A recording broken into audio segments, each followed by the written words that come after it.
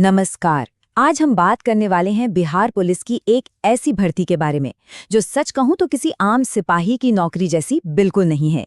ये एक खास, एक खुफिया भूमिका है और इसके बारे में जानना बहुत दिलचस्प होने वाला है। अगर कभी जासूसी फिल्में देखकर या सीरियल्स देखकर मन में एक ख्याल आया हो कि काश ऐसा कुछ करने को मिलता, तो समझिए ये मौका बिल्कुल वैसा ही कुछ है। ये भर्ती सीधे बिहार पुलिस की इंटेलिजेंस विंग में एक अधिकारी बनने का दरवाजा खोलती है। तो चलिए इसे थोड़ा और गहराई से समझते हैं। ये कोई नॉर्मल थाने की ड्यूटी नहीं होने वाली है। ये भर्ती है बिहार पुलिस की विशेष शाखा यानी स्पेशल ब्रांच के लिए, जहां काम करने के लिए सिर्फ फिजिकल फिटनेस नहीं बल्कि दिमागी तेजी, एनालिसिस और चीजों को बारीकी से देखने की क्षमता चाहिए। अच्छा, इस भर्ती की सबसे खास बात क्या है? वो है इसका क्लोज्ड कैडर होना।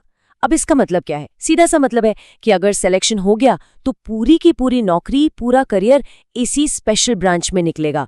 कोई जनरल थाने में ट्रांसफर नहीं। मतलब ये एक पूरी तरह से डेडिकेटेड, एक समर्पित खुफिया सेवा है। चलिए अब उन जरूरी नंबर्स और तारीखों पर आ जाते हैं जिनका खास ख्याल रखना है। तो इस स्पेशल रिक्रूटमेंट के लिए कुल 83 पद निकाले गए हैं। देखिए, खुफिया विंग में ये एक बहुत अच्छा मौका है क्योंकि ऐसी भर्तियां अक्सर बहुत सीमित संख्या में ही आती हैं। और अब बात करते हैं रिजर्वेशन की। कुल 83 में से 29 सीटें यानी पूरे 35% महिलाओं के लिए आरक्षित हैं, जो कि एक बहुत ही बढ़िया बात है। इसके साथ ही 2 सीटें स्वतंत्रता सेनानियों के वंशजों के लिए भी रखी गई हैं। ये तारीखें, इन्हें तो कहीं लिख कर रख लीजिए। ऑनलाइन एप्लीकेशंस 6 फरवरी 2026 से शुरू हो रही हैं और फॉर्म भरने की जो आखिरी तारीख है वो है 5 मार्च 2026। तो डेडलाइन का खास ख्याल रखना है। अब सवाल आता है कि इस पद के लिए कौन कौन अप्लाई कर सकता है। तो अगले कुछ स्लाइड्स में हम इसके लिए जो भी जरूरी योग्यता और मापदंड है उन्हें एक एक करके समझेंगे। सबसे पहले जो बेसिक एलिजिबिलिटी है वो बहुत सीधी है। कैंडिडेट को भारतीय नागरिक होना चाहिए और कम से कम 10+2 यानी इंटरमीडिएट पास होना जरूरी है।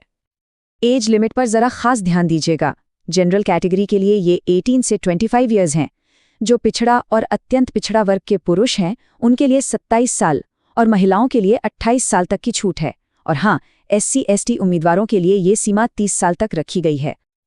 अब आते हैं फिजिकल स्टैंडर्ड्स पर। तो जनरल और पिछड़ा वर्ग के पुरुष उम्मीदवारों की कम से कम हाइट 165 सेंटीमीटर होनी चाहिए। अत्यंत पिछड़ा वर्ग और SC/ST उम्मीदवारों के लिए इसमें छूट है, ये 160 सेंटीमीटर है। सीने का माप भी यहाँ साफ साफ दिया गया है। और जितनी भी महिला उम्मीदवार हैं, चाहे वो किसी भी कैटेगरी की हों, उन सभी के लिए मिनिमम हाइट का क्राइटेरिया 155 सेंटीमीटर है।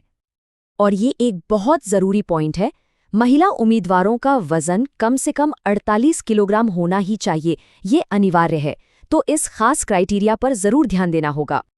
तो चलिए अब आते हैं सिलेक्शन प्रोसेस के सबसे जरूरी हिस्से पर, और वो है लिखित परीक्षा। एक बात गांठ बांध लेनी है, जो फाइनल मेरिट लिस्ट बनेगी ना, वो सिर्फ और सिर्फ इसी रिटन एग्जाम के नंबरों पर बनेगी। एग्जाम में 2 पेपर होंगे और जैसा कि यहाँ दिख रहा है, दोनों का स्ट्रक्चर एकदम सेम है। 1.5 घंटे का टाइम, 100 सवाल 100 नंबर। और हाँ, नेगेटिव मार्किंग भी है। हर गलत जवाब पर 0.25 नंबर कटेंगे। पहले पेपर में सबसे ज्यादा वेटेज यानी 50 नंबर रीजनिंग को दिया गया है। जाहिर है, इस खुफिया काम में इसकी सबसे ज्यादा जरूरत है। इसके बाद 30 नंबर की इंग्लिश और 20 नंबर की हिंदी ग्रामर होगी।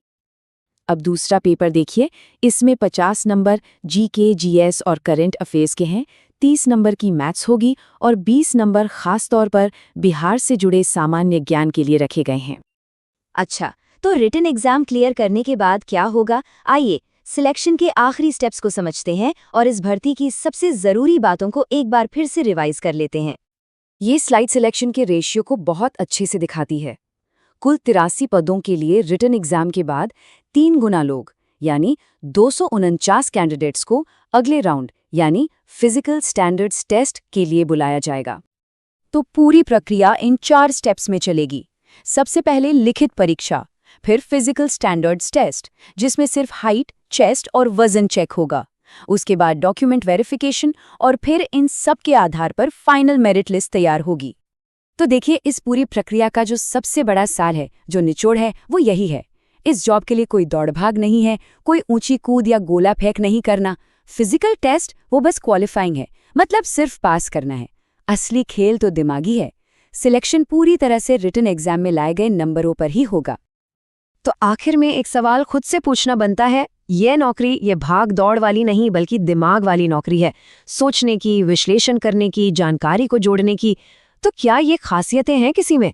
क्या एक खुफिया अधिकारी वाले गुण मौजूद हैं? इस पर सोचिएगा जरूर।